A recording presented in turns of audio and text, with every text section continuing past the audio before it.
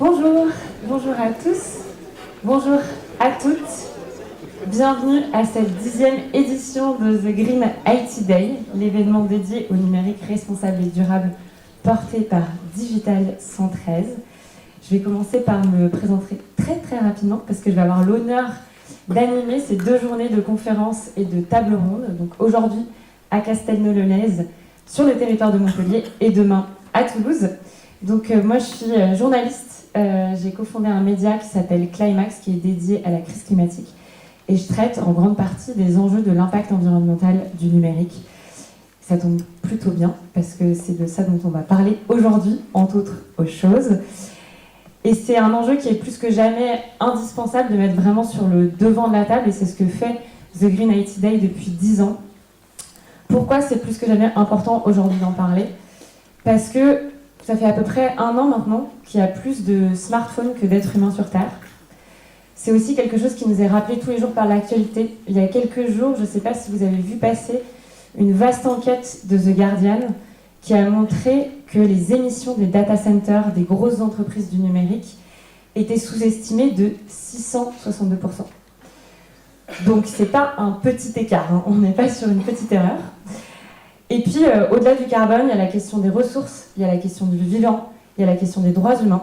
Et c'est de tout ça dont on va parler aujourd'hui. On va parler de cybersécurité, on va parler de métaux critiques, on va parler de régulation.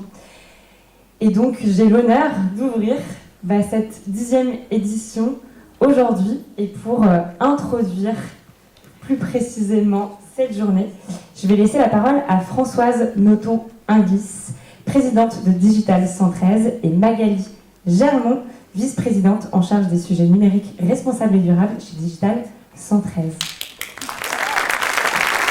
Merci beaucoup.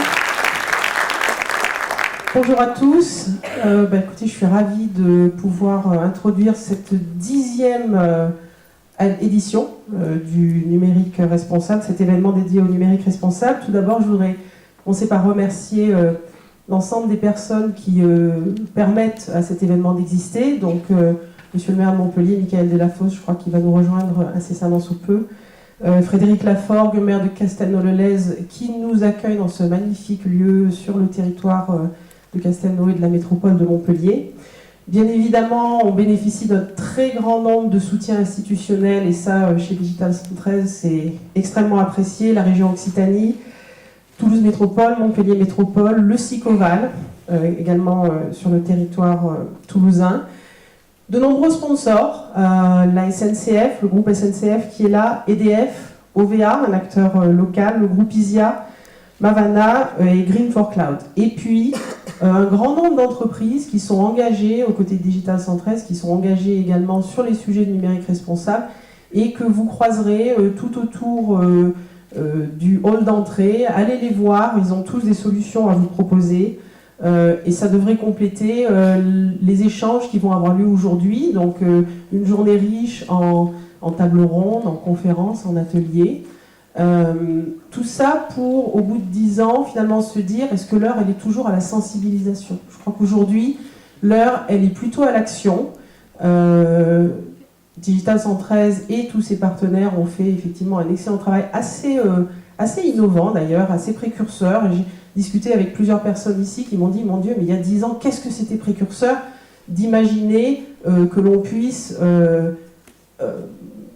regarder de près l'impact environnemental de l'IT, du numérique. Aujourd'hui, il y a 3 facteurs, je crois, qui sont particulièrement structurants dans la prise en main de ces concepts de numérique responsable qui va bien au-delà des problématiques de hardware, des problématiques de data center, de consommation d'électricité, etc. Donc tout l'impact environnemental qui est bien évidemment, je pense aujourd'hui, assez connu, mais c'est aussi et surtout la prise de conscience que le numérique responsable, c'est devenu un des piliers majeurs de la RSE, voilà, des obligations des entreprises en matière de CSRD, et donc ça n'est plus seulement des enjeux ou l'apanage des entreprises du digital, c'est vraiment des enjeux qui sont aujourd'hui communs à l'ensemble des acteurs économiques ou institutionnels.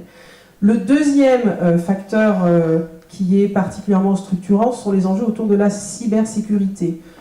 Pourquoi ? Parce que cybersécurité, c'est souveraineté des données, Et donc, il y a des éléments majeurs à prendre en compte. Et le troisième, bien évidemment, c'est l'arrivée de l'intelligence artificielle. Donc, elle est là. Elle n'est pas si nouvelle que ça. En revanche, elle est vraiment massive aujourd'hui. Et elle arrive avec ses injonctions contradictoires, c'est-à-dire d'un côté, plus de besoins de consommation de ressources, et de l'autre, plus de nécessité, plus de besoin de comprendre, maîtriser ces ressources. Et donc, comment est-ce que les choses vont s'organiser, se goupiller, pour dire ça simplement, à l'avenir, il va y avoir des choses à imaginer, des choses à inventer, que ce soit d'un point de vue environnemental, comme on l'a souligné, mais surtout, je pense, d'un point de vue sociétal et d'un point de vue de gouvernance. Et c'est un sujet qui est donc bien élargi et que chez Digital 113, on a choisi aussi de représenter à travers une vice-présidence dédiée, donc Magali Germont, qui est avec moi aujourd'hui, et qui est vice-présidente depuis quelques mois maintenant, donc depuis qu'on a formé une nouvelle gouvernance également au sein de Digital 113, et à qui je passe la parole. Magali, donc, qui est vice-présidente numérique responsable. Merci Françoise. Eh bien, bonjour à toutes et tous. Je suis ravie déjà de voir une salle aussi belle et aussi grande et aussi remplie. C'est vrai que c'est des sujets qui sont importants. Alors quand on s'est posé la question de ces fameux 10 ans, 10e édition, on s'est dit « Waouh, déjà 10 ans !» Et déjà 10 ans que cette thématique est au cœur en fait des engagements de Digital 113. 10 années où Digital 113 a pris ce sujet à bras le corps, comme l'a dit Françoise, de manière avancée. 10 ans qu'un comité de pilotage avec des femmes, des hommes engagés, dynamiques, animés, et je salue Ronnie qui est juste là, parce que ça fait 10 ans qu'il y en a qui sont présents comme Ronnie, et vraiment 10 ans qu'on sent qu'il y a une intelligence collective autour de cette thématique. Mais c'est aussi 10 ans de permanents qui ont su aussi piloter ces projets, aujourd'hui sous le regard de Fanny, qui fait ça incroyablement bien. Et en 10 ans, qu'est-ce qu'on se dit ? On dit, on fait le bilan, alors calmement, tranquillement, et puis surtout, on se rend compte de ce qui a été fait. Pendant 10 ans, beaucoup d'actions de sensibilisation, beaucoup d'actions de formation, un label numérique responsable, beaucoup d'engagements, des questionnements, des interrogations, des propositions, et puis des défis. Une liste de défis perpétuels, un petit peu d'ailleurs, mathématiquement je parlais d'asymptote, c'est-à-dire que le numérique responsable, c'est on a envie, on tend vers, mais on l'atteint jamais. Alors, est-ce que ça doit être négatif ? Non. Restons positifs, parce que justement ces défis, c'est ce qui font qu'on est toujours là, qu'on est toujours animé et qu'on a envie d'être dans l'action. Alors l'un des plus grands défis aujourd'hui, Françoise en a parlé, c'est entre autres les technologies d'intelligence artificielle. Et face à ça, on va essayer de trouver ensemble des actions, des solutions peut-être, en tout cas des bonnes pratiques, en tout cas des axes de réflexion.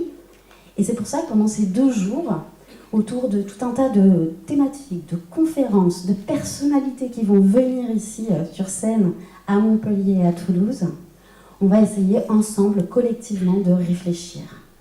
Et puis peut-être que, à l'issue de ces 2 jours, pour demain, chacun et chacune présent et présente ici, vous vous direz, et si on se donnait rendez-vous, pas dans 10 ans, mais dans 1 an, pour rendre ensemble ce numérique qui est plus responsable, plus durable et évidemment plus éthique, qui est la thématique qui me tient particulièrement à cœur, et que ce numérique soit non plus une chimère ou un mythe, mais qu'on le rende ensemble une vraie réalité, avec des actions tous et toutes ensemble.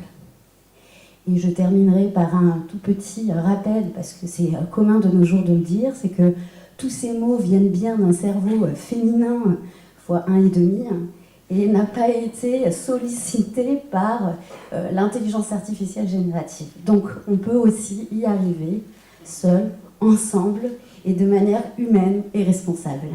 Alors je vous souhaite à toutes et tous d'excellents Green IT Day aujourd'hui et demain, et de bien profiter de nos conférences. Merci.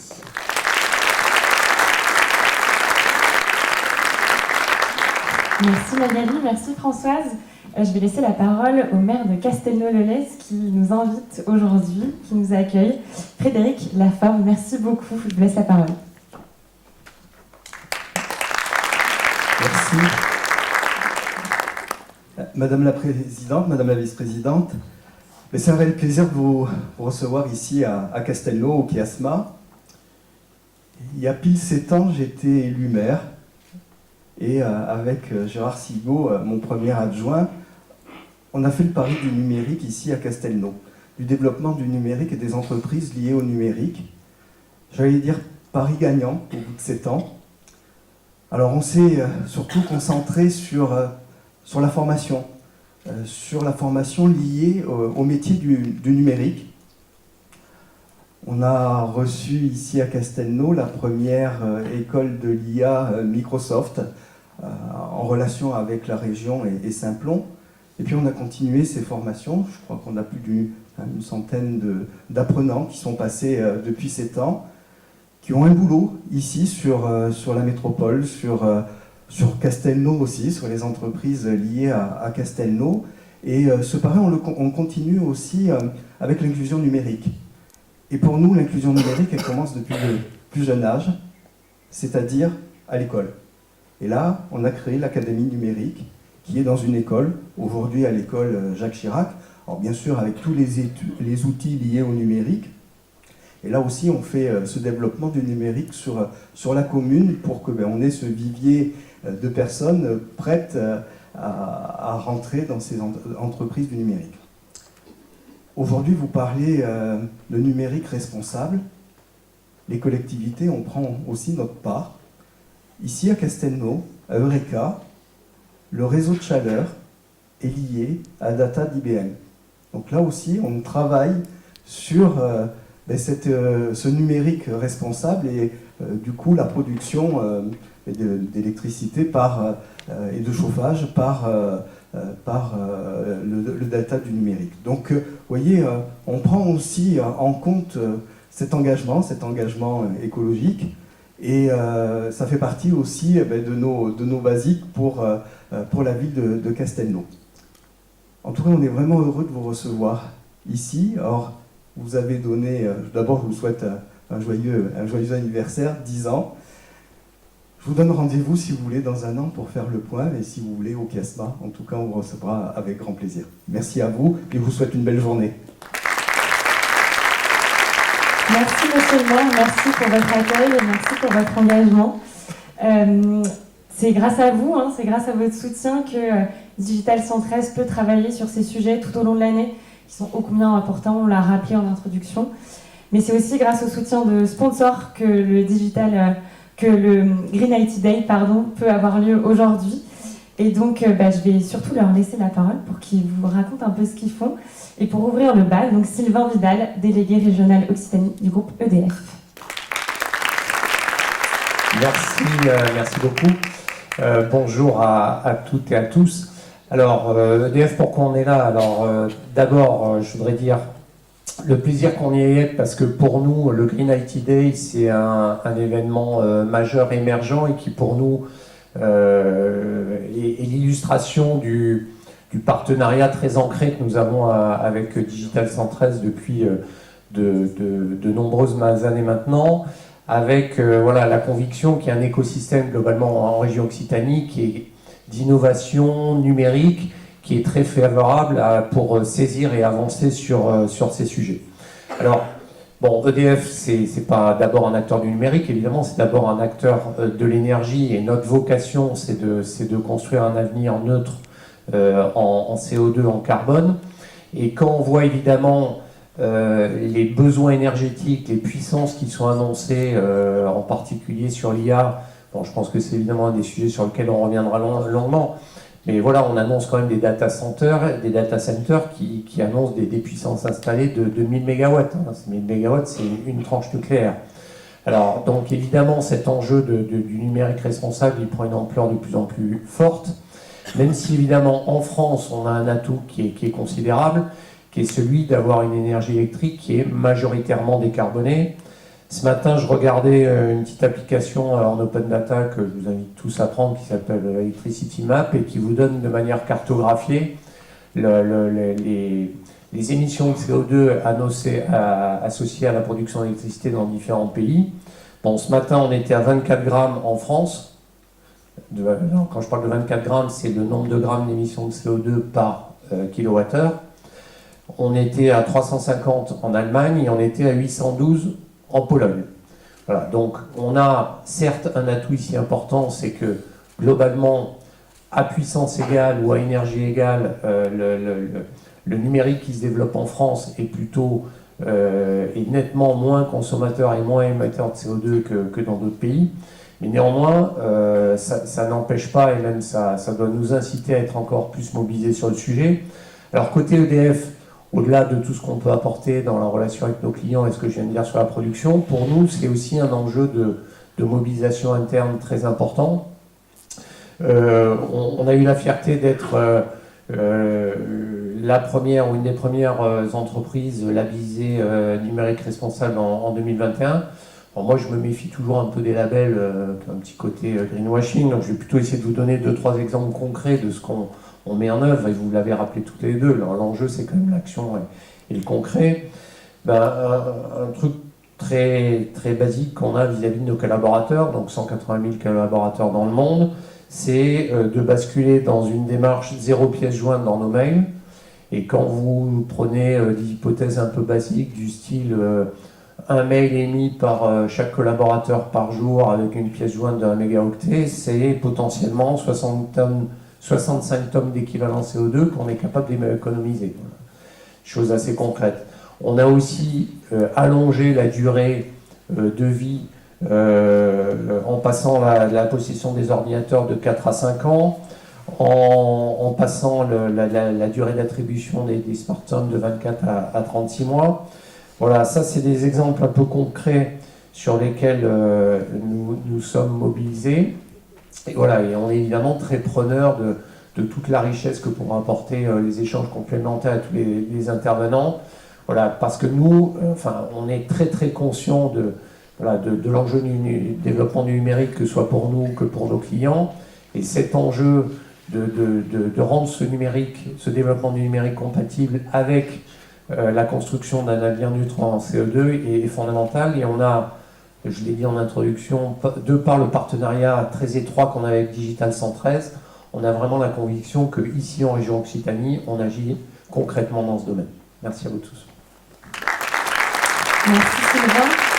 Pour poursuivre, je vais laisser la parole à Xavier Verne, directeur du numérique responsable au sein du groupe SNCF. Merci Lorraine. Bonjour à tous. Je vais essayer de ne pas faire plus long que Sylvain. Enchanté. Merci Lorraine d'avoir rappelé l'étude du Guardian, l'étude que le Guardian a relayée sur la sous-estimation des émissions de CO2 des GAFAM. Dans cet article d'ailleurs, ça s'arrête en 2022, donc avant le boom que les collègues d'EDF voient arriver sur la consommation électrique liée au data center, notamment pour tout le travail autour de l'intelligence artificielle générative. Alors, donc nous, à la SNCF, depuis 4 ans, on fait notre bilan environnemental du numérique à travers les émissions de CO2 équivalentes. Donc notre bilan, c'est 70 000 tonnes de CO2. Voilà, donc la question que je pourrais vous poser, c'est quel est votre bilan à vous, dans votre organisation, dans votre institution? Pourquoi je dis ça? Donc 70 000 tonnes, ça veut tout et rien dire, parce qu'il faut mettre ça en relatif avec d'autres types de mobilité que la mobilité durable qu'on prône au groupe SNCF. Ça fait 370 millions de kilomètres de voitures, un certain nombre de repas avec du bœuf, etc., etc. Mais ça nous a permis de déduire une stratégie, en fait, et de se dire sur quoi on veut peser, sur quoi il faut agir, parce que, ça fait 10 ans, vous le savez tous, on est sur un sujet de transformation culturelle. Il s'agit de prendre des nouveaux réflexes et pas juste d'ajouter une ligne dans son rapport extra-financier. On a fait des choses green. Il faut modifier nos pratiques en tant qu'ingénieur informatique ou en tant qu'acteur du numérique au sens large, à tous les niveaux du système d'information. Nous, on est très heureux d'être partenaires ici, à la fois de Digital 113 et puis de l'événement au sein du groupe SNCF, parce qu'il y a une vraie volonté d'agir sur ces sujets, que ce soit au niveau de la région Occitanie ou ici, sur la ville de Montpellier et donc de Castelnau. L'IA pose des questions, il y aura un certain nombre de tables rondes aujourd'hui, dont une consacrée à l'IA, donc Je ferai partie de la table ronde, donc voilà, c'est l'instant promo. Non, mais je vous invite à venir écouter ce qui va s'y dire. Évidemment, ça pose des questions.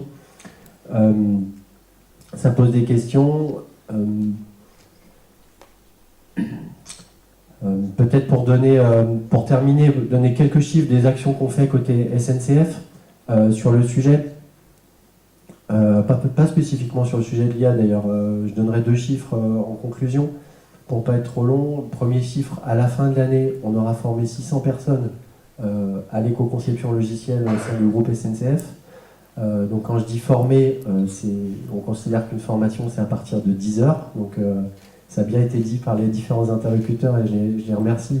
Une sensibilisation, c'est quelques heures, on n'a pas forcément des réflexes, ou 1 heure ou 2. Une formation, vous commencez à avoir des réflexes pour agir au quotidien. Quand vous êtes architecte, quand vous êtes développeur, quand vous êtes product owner d'un produit digital. Et puis, deuxième chiffre, on a une stratégie de seconde vie autour du matériel, parmi tout un tas d'autres actions. Donc voilà, je vous cite des actions et je renonce à en citer d'autres. Mais voilà, donc depuis 4 ans qu'on fait cette collecte d'appareils numériques, avec un certain nombre de partenariats en aval, notamment avec Emmaüs Connect, on a collecté plus de 60 000 appareils avec un taux de réemploi de 70%. Voilà, c'est des appareils qui ne partiront pas en D3E et qui ont une seconde vie de quelques années. Et donc le groupe SNCF veut faire sa part sur le numérique responsable. L'idée c'est pas de faire la course en tête, mais de faire partie du groupe de tête pour continuer à faire bouger l'écosystème. Donc excellente journée à tous. Merci Xavier, effectivement, je vais faire la promo un peu plus poussée, c'est-à-dire que vous aurez l'occasion de le retrouver en fin de matinée sur une conférence dédiée à l'IA frugale, à savoir même si c'est un oxymore ou si ça peut réellement exister. Et pour poursuivre, on va continuer avec un autre acteur engagé, Ronny Garcia, dirigeant fondateur de OVA.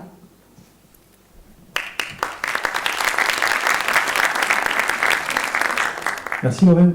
10 ans, c'est un bel anniversaire, je trouve. C'est aussi une éternité dans le domaine du numérique, 10 ans. Et c'est vrai que nous avons été en quelque sorte des précurseurs, il y a 10 ans, à porter au sein de Digital 113, qui ne portait pas encore ce nom-là, cette thématique. Et je suis fier, au monde OVA, l'entreprise que j'ai fondée il y a 22 ans, d'être partenaire de cet événement, et je le suis, et OVA l'est depuis 10 ans, depuis le début. OVA est un acteur engagé, merci de l'avoir dit, est un acteur local, créé et né à Montpellier, qui propose des services d'infrastructure cloud pour les entreprises, les organisations et les collectivités. Et nous aussi, évidemment, nous portons des actions sur ce sujet. Et si vous êtes curieux d'en savoir un peu plus, vous pourrez éventuellement écouter la table ronde à laquelle je participerai demain matin à Toulouse, où j'évoquerai quelques-unes de ces actions. OVA est une entreprise engagée sur son territoire. J'aimerais au moins citer une action que nous avons portée début 2024. Le numérique, c'est aussi ouvrir son périmètre, ouvrir ses chakras, ouvrir son esprit. Nous avons cofinancé la plantation de 400 arbres au domaine de Maguelone. Pourquoi ? Pour protéger les cultures, tout simplement. Vous savez peut-être que ce domaine mené par les compagnons de Maguelone produit une agriculture locale raisonnée, et ils avaient besoin de protéger leur culture du vent, le vent salé, puisqu'ils sont en plein milieu entre la terre et la mer, entre l'étang et la mer, et donc ils ont fait appel à des entreprises, et nous avons évidemment sauté sur l'occasion parce que ça me semblait tout à fait pertinent et avoir beaucoup de sens que d'aider une entreprise locale à protéger l'agriculture et la production locale. Voilà. Encore bravo d'être ici, c'est une belle salle, ça a été dit. Merci d'être ici et bonne journée à vous toutes et à vous tous. Merci. Merci Ronny. Et dernière parole de sponsor, Fabienne Amadori, coprésidente du groupe ISIA. Je vous laisse la parole.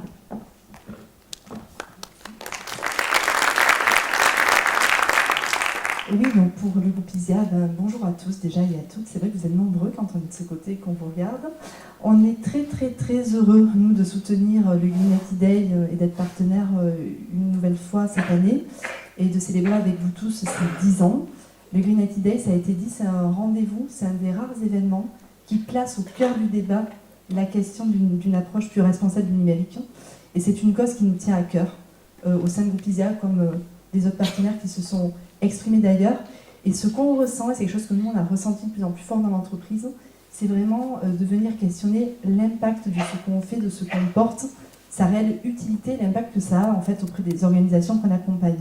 Donc pour vous dire de façon très synthétique, le groupe ISEA, c'est un groupe qui a 28 ans d'existence, et notre plus grande fierté, c'est déjà d'avoir réussi à faire évoluer ce groupe à l'échelle de toute l'entreprise, et d'avoir intégré au cœur de nos processus des pratiques numériques responsables.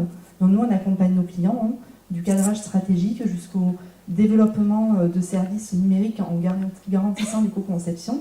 Et bien évidemment, ça va jusqu'à la fin de vie de ces services. On va bien évidemment avoir des offres d'ingénierie, de conseil, de formation. Celle-ci, j'y tiens particulièrement parce que ça a été dit aussi par Xavier Verne, c'est que la question de la formation, c'est pas juste avoir de la théorie et puis ensuite, quand on retourne dans notre entreprise, quelquefois, on va pouvoir se confronter à des freins, et c'est difficile de mettre en pratique et de vraiment faire bouger les choses. Donc aujourd'hui, on essaye d'être innovant sur la manière de former les organisations qu'on accompagne pour qu'elles puissent réellement passer à l'action. Donc aujourd'hui, c'est 110 collaborateurs, le groupe ISEA, d'experts passionnés. C'est un collectif très très engagé. Et c'est cet engagement au quotidien qui nous pousse à soutenir des événements comme le Green IT Day, de faire partie aussi de l'aventure Digital 113, qui est très actif sur le sujet. On a la chance d'avoir ce cluster dans cette région. On est bien évidemment actif dans l'écosystème en général. On fait partie de l'Institut numérique responsable depuis ses débuts. Plus récemment, on a pris part à l'Agence des transitions. Donc pour tous les entrepreneurs montpelliérains et du bassin de vie montpelliérain présents dans la salle, vraiment c'est un outil très important qui est mis à votre disposition, qui est un facilitateur quand on veut s'engager dans une transition. C'est quelque chose de pas simple quand on est entrepreneur, on ne sait pas par quel bout l'attraper. Et l'Agence des transitions réunit des entreprises, des collectivités, très importants pour avoir certains leviers, les réseaux d'entreprises, les syndicats, mais aussi les universités, la recherche, le monde de la recherche. Et en fait, il y a des solutions facilement actionnables qui sont proposées. Donc c'est un super outil sur lequel je vous intéresse de vous pencher. Et dernière action dont on est très fiers, et j'en terminerai par cela, mais elle est pour nous très importante, c'est la formation des plus jeunes, des ingénieurs, des décideurs et des managers de demain.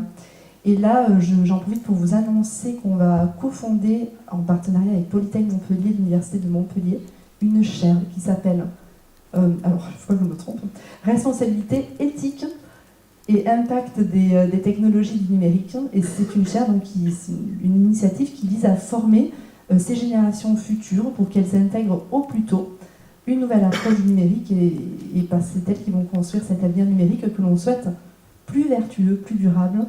Et voilà, je vais m'arrêter là. Rendez-vous le 12-12 pour les Montpelliérains, ce sera le lancement de cette chaire. Et je vous souhaite à tous une très belle journée, encore un joyeux anniversaire au Green IT Day. Merci. Merci Fabienne, et merci encore une fois à tous les sponsors qui rendent cet événement possible, j'ai déjà rappelé. Pour clôturer ce petit moment d'introduction, je vais laisser la parole à Monsieur le maire, Michael Delafosse, qui nous fait l'honneur et le plaisir d'être ici avec nous aujourd'hui. Merci beaucoup. Je ne sais pas si les micros marchent ici. Ça marche. Non, c'est bien, parce que comme je parle avec les mains, c'est plus facile que le micro. Bonjour à tous, je salue d'abord Monsieur le maire de Castelnau, merci de nous accueillir dans ce lieu formidable qui est le CASMA, saluer les élus présents, les partenaires qui accompagnent, qui ont pitché, voilà, il y a quelques instants. Je voudrais évidemment saluer Axel le maire, Axel, pardon, voilà, c'est beaucoup de chance de t'avoir. Il joue un rôle très important comme gouvernement de la République sur tous les enjeux du numérique et des fois, le temps passe et on est ingrat. Moi, je veux saluer son action parce qu'elle a considérablement fait bouger les lignes. C'est une chance de t'avoir aujourd'hui à nos côtés, comme souvent. J'ai tenu à venir pour plusieurs raisons. D'abord, une décennie de Digital 113. Et je veux saluer ce réseau qui anime l'écosystème, que nous sommes heureux, au titre de la métropole de Montpellier, de soutenir, me réjouir à titre plus corporate, de voir que la première journée est à Montpellier, la seconde à Toulouse. Non, ça, c'est très facile. Mais c'est bien, parce que c'est aussi l'équilibre des deux métropoles, et c'est de jouer un esprit de coopération. Saluer le travail qui est fait. La métropole de Montpellier, je vais être un peu corporate, elle est engagée de manière massive dans un projet de transformation sociale et écologique. De manière très claire, toutes les politiques publiques sont alignées pour réduire l'empreinte carbone du territoire, pour aller conquérir partout où c'est nécessaire de la sobriété. C'est pour ça que les travaux durent longtemps parfois. Enterrer, réparer les fuites d'eau. Nous sommes passés de 23% de fuites d'eau à 13%. Préserver la ressource. Nous sommes sur une stratégie de sobriété de consommation d'énergie avec l'éclairage public, où la commune de Montpellier sera 100% LED et 70%, je parle devant le vice-président Voiry, de la métropole sera en LED. Nous allons décroître sur notre consommation d'énergie. Évidemment, la politique de mobilité est là. Réduire l'empreinte carbone, c'est 40% de nos émissions de CO2 à l'échelle de la métropole. C'est donc le développement des réseaux de transport en commun, tramway, ligne 5, extension de la ligne 1, bus tram 1, développement massif du vélo, même si je sais que, et j'ai encore pu constater qu'il y a quelques efforts à faire pour venir jusqu'ici, aussi, et tout ne se fait pas en un jour. Donc, transformation massive. Transformation massive sur l'habitat, c'est 40% aussi de nos émissions de CO2. C'est des travaux de rénovation thermique de tous les logements sociaux. La semaine dernière se tenait dans la métropole le congrès de l'USH, présidé par Emma Koss, qui nous avons pu montrer un certain nombre de réalisations où les bâtiments passent de F à A, de G à B, massivement. C'est multiplié par 3 notre production d'énergie. Réseau de chaleur urbain, géothermie à Cambacérès, j'ai aperçu le président de la French Tech, qui est un imminent entrepreneur, cher Sébastien, dans ce domaine. C'est 1,5 million de mètres carrés qui utilisent la géothermie. C'est pour ça aussi qu'il y a des travaux sur la partie nord de la ville, développement du réseau de chaleur. Et donc, toutes les politiques publiques sont mobilisées là-dessus. Et vous avez fait référence dans votre propos, et j'y suis extrêmement sensible, à l'Agence de développement et des transitions. Nous, on fait notre part du travail. Pas assez pour certains, trop pour d'autres. Ça veut donc dire qu'on essaye d'être juste. Mais en 2020, nous avons posé comme choix avec l'ensemble des élus qu'il fallait que toutes les parties prenantes s'embarquent. Et donc, en créant l'agence de développement, on n'a pas voulu créer une agence d'attractivité. Ça, c'est un autre sujet. Mais de développement, de coopération des territoires et des transitions pour accompagner toutes les entreprises dans le mouvement de la décarbonation, de la sobriété. Parce que quand on est pris à ce défi, il apparaît vertigineux. Il l'est pour la métropole, il l'est pour chaque acteur. Et donc, il nous est apparu important de mobiliser des compétences pour accompagner les entreprises. C'est à l'œuvre et ça donne ses fruits. Ça va sans doute pas assez vite, mais nous le faisons. Et puis vous, vos travaux. Et je veux ici les saluer très fortement. Très fortement. C'est des sujets dont on est un petit peu éloigné quand on n'est pas sensible. On a tendance à dire que la digitalisation, outre faire des gains de productivité, peut réduire d'autres empreintes carbone. C'est souvent le débat qui apparaît avec le télétravail, par exemple. Je prends là le débat démocratique très classique tel qu'il peut se tenir. Mais nos usages du numérique, nous le découvrons, sont énergivores. Nous le découvrons. Tout comme nous avons vu que l'industrie textile était fortement émettrice de CO2 et nous ne l'avons pas vu tout de suite. La prise de conscience de ces sujets s'est faite il y a à peine quelques années. Et donc, s'emparer de ces enjeux, c'est indispensable si nous voulons tenir la soutenabilité. Hier soir, j'étais avec Manu Reynaud, qui interviendra tout à l'heure, à la restitution de notre convention citoyenne. Chaque année, la métropole de Montpellier va se doter d'une convention citoyenne. Et le premier thème que nous avons pris, c'était un pas de côté assez incroyable pour nous, c'était sur l'IA. Une centaine de citoyens ont travaillé sur ce sujet. Et dans le rapport figure de manière très forte la question de la sobriété. Et donc on voit bien que ce sujet est très vite perçu. Donc aller vers des bonnes pratiques, Faire différemment, c'est obligatoire. Nous-mêmes, collectivités, chers collègues, nous devons faire nos propres efforts et nous y travailler. Ici, il y a un exemple que je veux verser à la contribution de la discussion.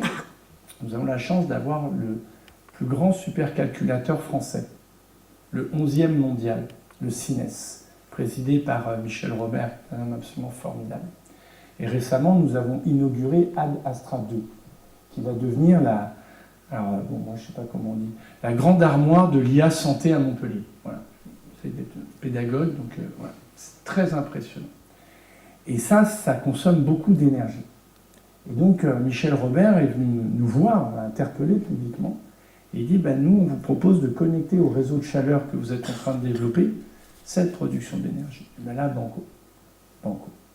Donc ce travail, nous devons continuer à le mener, vous le faites, donc merci à Digital 113. Et en fait, il faut formuler un vœu à cet instant. C'est que, alors vous allez à Toulouse demain, ça vaut aussi pour Toulouse, c'est que la métropole de Montpellier soit une des métropoles les plus exemplaires, les plus emblématiques des points d'avancée. Pas pour faire cocorico, mais pour être inspirante. Pour que nous puissions dire, il faut faire comme les entreprises qui sont sur le territoire de Montpellier. Et vous voyez, je boucle la boucle. Ici, on fait la gratuité des transports pour décarboner les mobilités. Ici, un entrepreneur qui s'installe ou qui se développe, il a conscience de son empreinte carbone et de sa responsabilité sociale et environnementale. Et donc, à un moment, dans cet écosystème-là, c'est gagnant-gagnant. Parce que nous disons que nous sommes au rendez-vous des défis du monde. Parce que ce défi de la décarbonation, ce défi de la compréhension de ce que le grand auteur Paul Valéry écrivait en 1923, le temps du monde fini commence, nous rappelle que nos ressources ne sont pas inépuisables. Et donc que nous devons avoir un rapport sobre à la ressource, un rapport responsable quand l'innovation est là. Elle est précieuse, l'innovation, il faut la soutenir. Mais attention à ce qu'elle ne reconduise pas à faire des erreurs. C'est sans doute le débat que vous aurez tout à l'heure sur l'intelligence artificielle. Voilà quelques mots pour terminer les longs discours et que vous puissiez passer aux tables rondes. Donc merci aux équipes de Digital 113 de contribuer à animer l'écosystème, à tous ceux qui se sont dit que dans leur agenda, il fallait être présent ce jour. Vous êtes très nombreux, c'est plutôt très enthousiasmant. Et moi, je pense que nous serons extrêmement gagnants collectivement si nous sommes capables de valoriser ces actions, d'être inspirants, et que d'une certaine manière, si sur d'autres territoires, pas à Toulouse, puisqu'ils le font, mais nous disons il faudrait faire comme à Montpellier. Voilà. Merci à vous et très belle journée. Et puisque c'est un anniversaire, bon anniversaire. Merci. Merci monsieur le maire, merci pour votre soutien. Merci pour votre engagement sur le débat citoyen participatif qui contribue à mettre en avant ces sujets du numérique responsable pour que tout le monde puisse aussi s'en emparer. Avant de passer au tout début des tables rondes et des conférences, je vais inviter tous les élus et les sponsors sur scène pour prendre une petite photo souvenir et les dirigeantes aussi de Digital 113.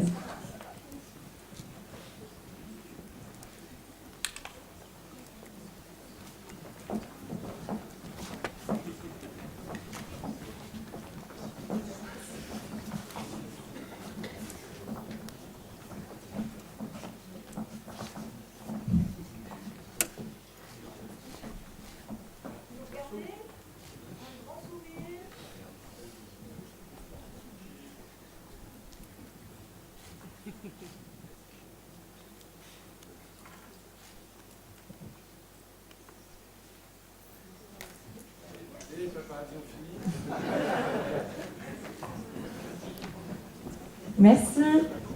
Alors on va maintenant rentrer dans le vif du sujet, dans le cœur du réacteur. Parce qu'on l'a dit, ça fait maintenant 10 ans que The Green IT Day traite de ces questions du numérique responsable. Et on va se livrer à un petit exercice linguistique assez original qui est proposé par Albin Wagner. On va voir comment ce traitement a évolué pendant 10 ans. Donc, je laisse la parole à Albin Wagner. Vous êtes professeur spécialisé en analyse de discours à l'Université catholique de Lille et spécialiste des questions numériques et environnementales. Je vous laisse la parole.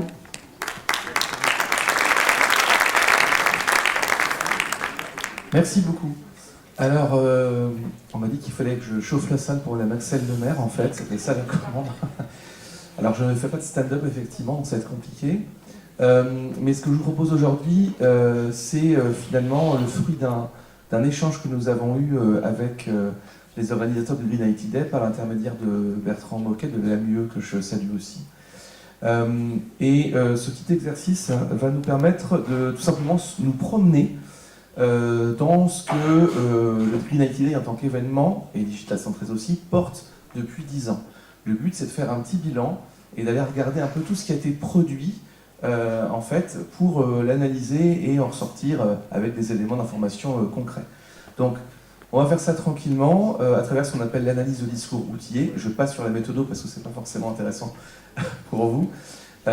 Mais en réalité, c'est vraiment ça qui va être intéressant. Alors, je ne sais pas où se trouve la petite zapette. Elle est là, merci beaucoup, super sympa. Donc voilà, je vais tenir ça. Donc, quelques rappels. D'abord, ça vous le savez, donc ça a déjà été largement dit, mais je le répète un petit peu. On est sur 3 à 4% des émissions mondiales de GES pour le numérique, hein, et ça devrait augmenter de 60% d'ici 2040. Avec une grosse majorité de ces émissions générées par les terminaux. Ensuite viennent les centres de données, puis par les réseaux sociaux, ce sont les chiffres ADEME, ARCEP. Donc évidemment, tout ça, ce n'est pas que de l'empreinte carbone, parce qu'on parle beaucoup de carbone, mais il faut sortir de cette vision de tunnel du carbone, ça vous le savez aussi. L'idée qu'on s'était posée dans ce contexte-là, c'était, au fond, quel était concrètement l'engagement du Green IT Day depuis 10 ans, et quel était le récit, finalement. Alors, récit, c'est pas une belle histoire qu'on raconte, hein, dans mon esprit, dans l'esprit de la recherche, c'est concrètement des actions engagées et incarnées sur un territoire. Donc là, par exemple, typiquement, je travaille avec l'ADEME sur la question des récits de transformation sociale et environnementale, sur un grand projet de recherche appliquée, et donc ça s'inscrit finalement assez bien dans cette logique-là. Donc, ce que je vais faire avec vous, c'est faire cette promenade tranquillement dans le récit porté par le Green IT Day, pas à pas, et je vais vous emmener dans une méthodologie un peu étrange peut-être, mais qui est intéressante pour comprendre tout ça. Alors, ce qu'on va analyser là maintenant, c'est un corpus de documents, internes et externes, et je remercie vraiment encore une fois Fanny et tous les autres d'avoir fait confiance pour transmettre tous ces documents-là, parce que ça demande aussi de se livrer quelque part, des comptes rendus de réunion, des documents de communication, il y a plein de choses. Et donc, alors le résultat du coup de l'analyse est positif. S'il était négatif, je pense que je ne serais peut-être pas forcément là pour en parler aujourd'hui, mais vraiment c'est intéressant, vous allez voir de ce qu'on peut y trouver. Donc, produit entre 2015 et 2023, il y a un petit hiatus sur les 2 premières années.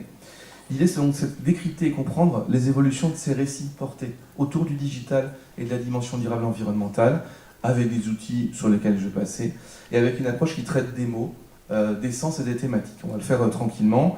Donc c'est parti pour cette promenade. Alors là, c'est un grand classique de l'analyse lexicale, le nuage de mots, ça vous en avez vu des tonnes et des tonnes. C'est pas forcément très intéressant en soi, mais ça permet de voir quels sont les mots les plus utilisés, les plus employés. Donc on voit qu'il y a évidemment le numérique qui est central, ça c'est une surprise pour personne. Ce qui est intéressant en revanche, c'est qu'on voit que les termes responsables et durables sont aussi extrêmement bien représentés, et qu'on a aussi beaucoup de choses sur les relations avec les acteurs. Ça, on va y revenir après, ça va être aussi très très intéressant. Tout ce qui est entreprise, atelier, usage, des actions concrètes et aussi un ancrage territorial très concret. Je pense que les prises de parole des différentes personnes, des sponsors et élus l'ont montré. Cet ancrage territorial, il est vraiment incontournable pour le Green IT Day, et on va voir à quel point ça le devient au fur et à mesure. Ce qui est intéressant, c'est pas tant les mots, mais c'est aussi les liens entre ces mots. C'est-à-dire quelles toiles vont tisser ces mots entre eux. Le numérique est toujours central. Et donc là, on voit qu'il y a des liens très forts. Alors, évidemment, plus donc, le lien est épais, plus on peut aller voir des choses, avec des mots comme durable, responsable, Occitanie ou entreprise. Donc encore une fois, ce territoire et ce maillage économique et territorial est extrêmement fort. Ça, c'est une chose. Un lien direct avec les acteurs du secteur, et un engagement assez clair sur les orientations, a priori. Donc là, voilà, les liens entre les mots le montrent, c'est une deuxième étape. Et puis il y a des liens avec les collectivités aussi. La question des usages et les questions liées à l'innovation. Donc déjà cette question des usages, elle apparaît de manière assez intéressante. On peut aller encore un peu plus loin. Voilà, ça fait des choses un peu bizarres, des patates pleines de couleurs. Là, ce qui est intéressant, c'est d'aller comprendre le sens contenu dans les liens entre les mots. Cette nouvelle étape de la promenade, c'est ça. On a fait les mots, ensuite les liens entre les mots, et maintenant c'est quel sens tout ça, ça produit. Et là, on voit ce qui se passe au sein du Green IT Day et dans la vie de Digital 113. Et ce qu'on voit, en fait, c'est une finesse intéressante sur les questions de durabilité, de responsabilité. Donc on voit des termes comme écologie, climat, environnement, biomimétisme. Donc on voit qu'il y a quand même c'est pas juste des mots clés, en fait. Quand on creuse, il y a des thématiques vraiment, des sujets centraux qui arrivent petit à petit, quoi. Ça, c'est quand même intéressant parce qu'il y a beaucoup de greenwashing ou de narrative washing sur des questions, on le sait, de durabilité, d'engagement. En fait, là, on voit concrètement que ce n'est pas du tout le cas. Et plus on approfondit, vous allez voir, et moins ça va l'être, en fait, en réalité.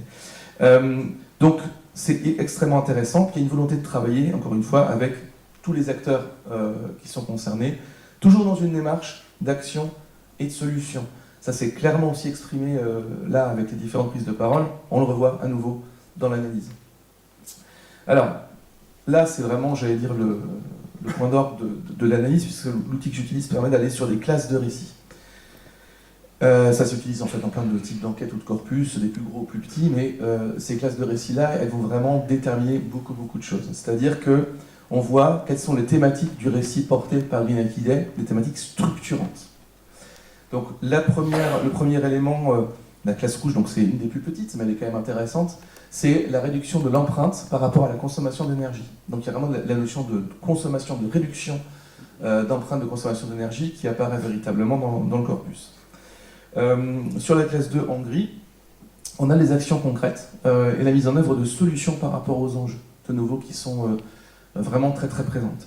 Et puis la plus intéressante, la classe 3, et c'est normal, on a toutes les actions du Green IT Day avec l'organisation, puisque évidemment ce sont des documents aussi internes, donc il y a beaucoup d'éléments autour de l'orga, ça c'est classique. Mais ce qui est intéressant, c'est vraiment finalement plus les autres classes. La classe rouge et la classe grise sont assez emblématiques. Ensuite, on retrouve avec la classe 4, la question de la démarche stratégique, la question de label, les projets d'action, la mise en réseau d'acteurs et d'experts. Cette mise en réseau d'acteurs, elle est extrêmement forte plus on avance dans le corpus, et ça nous permet véritablement de voir à quel point finalement cet événement est fédérateur et engageant pour l'ensemble des parties prenantes. Le fait que vous soyez aussi nombreux et nombreuses aujourd'hui, je pense, en témoigne assez largement. On trouve ensuite une avant-dernière classe sur la connexion avec les enjeux et acteurs institutionnels, universités, collectivités, mairies. Voilà, ça c'est quelque chose qu'on a déjà pu voir dans les prises de parole, donc c'est assez logique. Et puis ensuite, la mise en dynamique, tout simplement des personnes, on a des prénoms, qui font vivre l'ensemble de la démarche en classe 6. Vraiment, c'est intéressant d'aller là-dessus. Et alors, le plus intéressant avec les thématiques de récit, c'est comment ces thématiques s'articulent-elles entre elles. Et là, on voit une centration, je suis désolé pour ces schémas, mais il y a de la couleur au moins, donc c'est sympa. On voit d'abord une centration très forte autour du contenu. Ça, c'est extrêmement important. C'est-à-dire que le cœur, en haut à gauche, je fais très vite, en haut à gauche, donc le cœur effectivement du corpus va s'articuler autour de la réduction d'empreinte, des actions concrètes, de la démarche stratégique et des connexions institutionnelles. Ça, c'est le cœur de Green IT Day. C'est quasiment, on pourrait dire, il faudrait le formuler, une forme de raison d'être, en tout cas de proto-raison d'être. Il y a quelque chose de très fort là-dessus, qui ressort très nettement, et au bout de 10 ans, visiblement, c'est toujours aussi actuel. Donc c'est vraiment la cohérence du projet, Green IT Day, sa manière de mettre en lien acteurs et démarches stratégiques concrètes. Ensuite, on a l'événement, qui forcément est un peu en décalage, mais c'est normal, donc, tout en bas en vert, puisque c'est de l'organisationnel, c'est aussi le travail de communication d'organisation, c'est tout ce travail fondamental qui fait qu'on est là aujourd'hui, toutes et tous rassemblés. Ça, c'est évidemment très important. Et donc, on voit finalement que l'événement, qui est intéressant, qui est important, c'est un véhicule qui sert une cause plus grande. C'est la partie émergée de l'iceberg. Ce Green IT Day, en fait, l'événement en tant que tel, il sert tout le cœur, finalement, du récit qu'on voit en haut, quoi. Donc, ça, c'est aussi important. C'est pas juste, c'est important de le dire, parce que ça existe aussi, c'est pas de l'événementiel pour de l'événementiel. Derrière, il y a une véritable démarche très engagée, des actions très concrètes. Donc, c'est important de le voir, on le voit dans le corpus, et donc, c'est pas juste de l'impression, là, ce sont des données. Donc, c'est évidemment plus intéressant de le voir, de le vérifier, et de pouvoir le lire. Et puis, évidemment, on retrouve de nouveau, en rose, en haut à droite, les acteurs, les personnes concernées qui font vivre l'événement et la cause de manière beaucoup plus large, entre autres. Alors j'ai voulu faire un petit focus, je vais essayer de rester dans les temps, j'ai voulu faire un petit focus sur aussi le lien entre durable et numérique. Donc quelle était vraiment la vision du numérique, quand on regarde plus précisément. Donc on voit qu'il y a une dimension durable, responsable, sociétale et éthique. La dimension sociale, sociétale, elle est intéressante aussi quand même, et elle apparaît très nettement. De nouveau, connexion avec les acteurs et questions économiques, le lien avec les échelles territoriales, la dimension collective qui est très forte, le portage d'actions concrètes et de nouveau la question énergétique qui ressort de manière assez intéressante. Donc ça c'est le côté numérique durable. Quand on va plus loin, je voulais aller un peu plus loin sur numérique et durable. Quand on voit les liens entre ces deux termes-là, donc aux extrémités, sur les deux pôles, on retrouve de nouveau des thématiques qui les rassemblent. Donc il y a vraiment la conscience de la responsabilité qu'il faut saisir sur ces questions. Le prisme d'écologie et d'énergie qui traite de ces questions-là, la proximité avec le territoire et les acteurs une nouvelle fois, le besoin aussi d'avoir une approche un peu différente, plus innovante en réalité.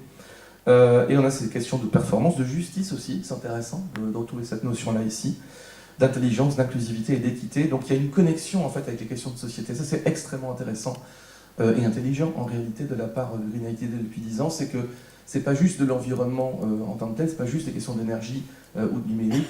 Il y a une conscience de la responsabilité sociale et sociétale derrière qui est en fait extrêmement forte et que seule l'analyse permet de révéler vraiment dans son déploiement, quoi, si j'ose dire. Et puis, pour terminer sur ce focus, en fait, on voit aussi sur la question du numérique responsable, à nouveau, les dimensions éthiques, la prise de conscience, les valeurs, la durabilité, les questions d'écologie, d'énergie, etc. On retrouve les mêmes éléments en réalité. Et puis, cette notion de sobriété dont a parlé le maire de Montpellier à l'instant, je pense qu'elle ressort aussi, mais avec aussi évidemment les besoins des acteurs économiques. Donc la question de la rentabilité, elle se pose, puisqu'on parle ici aussi des acteurs économiques qui ont besoin de pouvoir vivre, se développer, se déployer. D'accord ? Donc c'est aussi en lien avec les réalités économiques concrètes du terrain qu'on peut voir les différents éléments s'articuler. Ce qui est aussi plutôt une bonne chose, hein, évidemment. Pour terminer, pardon, donc sur l'empreinte environnementale, on a réduction, diminution, optimisation aussi, c'est intéressant de retrouver ces éléments-là. Une vision réaliste concernant le risque de sous-estimer l'empreinte environnementale, du digital. Et puis la connexion avec les empreintes sociales et économiques aussi. C'est-à-dire que l'environnement en tant que tel ne peut pas s'articuler, enfin ne peut pas vivre tout seul. C'est évidemment la nécessité de l'articuler avec des réalités concrètes, sociales et économiques qui sont intéressantes. Et donc ça montre que le Green ITD ne traite pas la question écologique environnementale du numérique de manière isolée, mais de manière systémique. Et ça, c'est une excellente nouvelle, en tout cas pour l'analyste que je suis, si j'ose dire. Ce qu'on peut retenir, en gros, c'est qu'on a un portage de la question écologique environnementale de manière large, interconnectée, qui inclut le volet sociétal, économique, éthique. Ça, c'est vraiment important. Et je pense qu'on va le voir tout au long de la journée, puis de la journée de demain aussi. Qui a un équilibre fort et assumé entre la démarche stratégique d'une part de l'événement et puis les actions concrètes, d'accord, qu'on va articuler de manière extrêmement nette. La question énergétique qui est très présente, et c'est bien normal vu l'empreinte énergétique du numérique en général. La dimension collective aussi, qui est très forte, qui est vraiment toujours présente, avec des liens qui sont tissés avec les instances territoriales, ça j'ai déjà dit, mais je résume un peu, les acteurs économiques, et ce qui montre aussi que la question environnementale, c'est l'affaire de tous, c'est une affaire collective, c'est une affaire qui ne peut pas être portée de manière isolée. C'est pas une affaire qui peut être portée en disant simplement « il faudrait que » ou « je dis que », etc. On est vraiment sur une logique collective qui engage tout un ensemble d'acteurs sur le terrain. Le positionnement des Green ITD est éthique, ça je l'ai déjà dit, et on n'est donc pas sur des simples opérations de communication événementielle, véritablement, ça vous le savez, mais un portage de réseau, de valeurs, d'action, d'un véritable plaidoyer en réalité, mais un plaidoyer d'action concrète derrière. Après, de façon prospective, du coup, par rapport à tous ces éléments-là, on pourrait imaginer que le Green ITD puisse approfondir finalement les questions de transition des modèles économiques, des liens au sein des territoires, puisque c'est quelque chose d'extrêmement important, qui est porté par l'événement, et puis de la responsabilité sociétale ou sociale. Tout ça, ce sont des questions qu'on peut encore aller approfondir et gratter. Donc je pense que moi, de mon côté, tout ce que je peux dire, c'est que je remercie les organisateurs de m'avoir fait confiance sur cette analyse-là, d'avoir livré tous ces documents-là, Et je pense que, en fait, tout simplement, pour ces 10 ans, tout ce qu'on peut faire, après avoir vu les résultats de ce que fait Digital 113 et de ce qui est produit par Green IT Day, ce qu'on peut, c'est tout simplement les applaudir par rapport à tout ça. Donc, allons-y, applaudissons-les.